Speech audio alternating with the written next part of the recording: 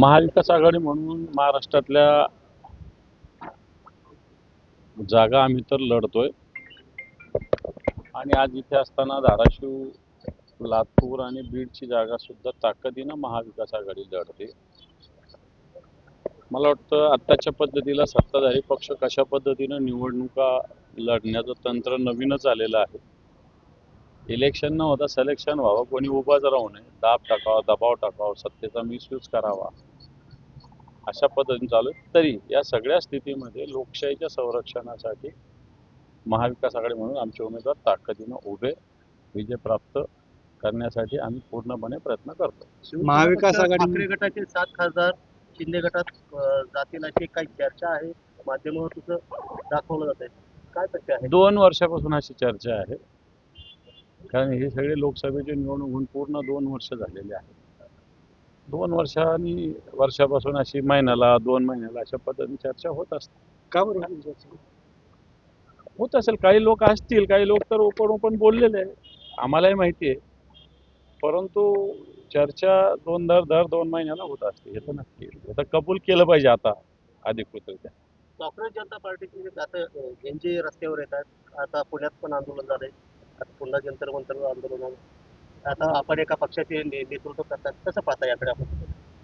नाही, जनतेमधला असंतोष कॉक्रोच जनता पार्टी सारख्या एका नवीन माध्यमातून समोर येतो.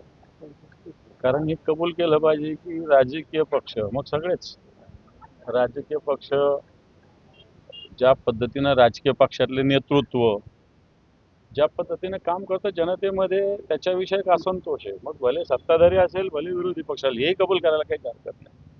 आणि म्हणून जनता अशा पद्धतीनं पर्याय शोधतात. म्हणून आपला असंतोष त्या कॉक्रोचच्या माध्यमातून जनता व्यक्त करते. सरकारच्या विरोधात बोलल्यावर इंस्टाग्राम आयडी बंद केले जात आहेत, सोशल मीडियाचे अकाउंट बॅन केले जात आहेत. नेमकं काय आवाज दाबण्याचा प्रयत्न केला? रविराज साबळेंचं अकाउंट बंद झालं का? अकाउंट बंद करणं काही नवीन आहे का? आता त्या कॉक्रोच जनता पार्टीचं अकाउंट एका दिवसात त्यांचं काहीतरी कोटीभर लोक झाले होते, तर त्यांनी बंद केलं होतं.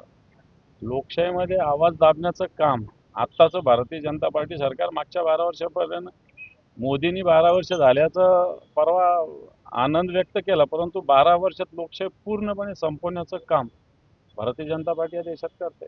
रस्त्यावर उतरतायत विरोधी पक्ष, कधी पडतो असं वाटत नाही? असं नाही, आम्ही रस्त्यावर उतरतो. पण रस्त्यावर उतरत असताना राजकीय पक्ष आहे, त्याच्यातले काही कार्यकर्ते सुद्धा आज या पक्षात, उद्या त्या पक्षात, परवा त्या पक्षात, म्हणून राजकीय पक्षाविषयी सुद्धा जनतेच्या मनात असंतोष आहे. धाराशिव, बीड, लातूर मतदारसंघाचे जे उमेदवार आहेत तुमचे महाविकास आघाडीचे, त्यांचं असं म्हणणं आहे की भाजपकडून मला पण मॅनेज होण्यासाठी फोन येत आहेत. ते काय तुमच्याशी काय मी चर्चा झाली? सुरुवातीलाच हे सांगितलं की अशा पद्धतीनं उमेदवारच उभा राहू नये, अशा पद्धतीनं भारतीय जनता पार्टी सातत्यानं प्रयत्न. कालचं तुम्ही बघितलं ना नाशिकचं, त्या उमेदवाराला नोटीस पाठवल्या गेली, त्याचा जामीन रद्द करण्यासाठी सुप्रीम कोर्टात जायला.